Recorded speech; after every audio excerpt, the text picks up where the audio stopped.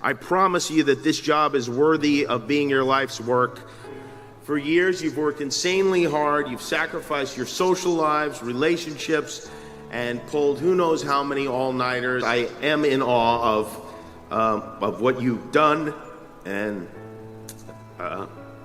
well, you've dedicated yourselves to helping others and to making their lives better and healthier and longer, and sometimes saving them altogether. Some people, of course, you won't be able to save, but every day you will be actively and specifically making this world a better place. And that's something a lot of people talk about, but you won't need to talk about it because you do it, and you'll be doing it, and you have my respect, my admiration, and my gratitude for that.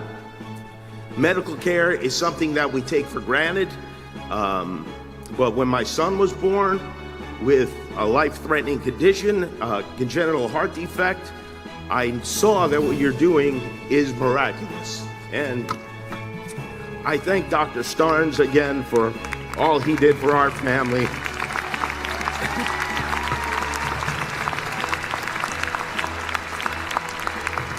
A friend of mine said, who's a doctor, said, medicine is magic for adults, and it is. It is magic that's made possible my son to have a healthy life and to grow and to even bite me on the nipple really hard last week for no reason at all. I did nothing to him. Medicine made that possible. Children's Hospital made that possible. You will make that possible for other parents. And as doctors, you will have not only the opportunities to speak out, but also the authority to speak out. And I hope that you will have the courage to, and I know you will. Because you didn't become doctors to help people who have the right insurance or can cover the copays. You got into this to help other people based on need, and you deserve a support system that lets you do that regardless of our national circumstances. Make no mistake, you should still make a lot of money for doing it.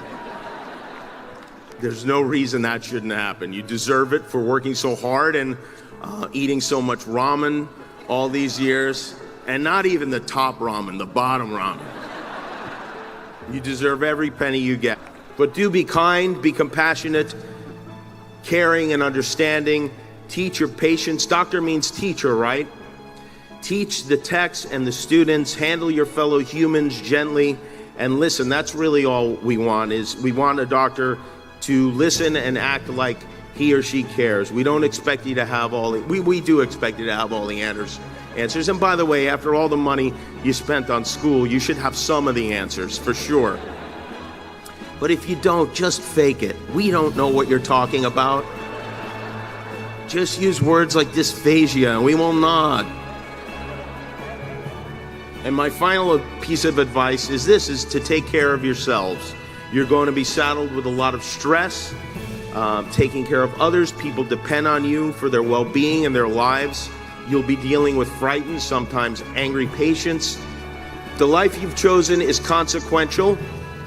You've been given the privilege of seeing people who were a few moments ago complete strangers, undressed and sharing secrets they've never shared with anyone else. And sometimes you have to give them terrible news.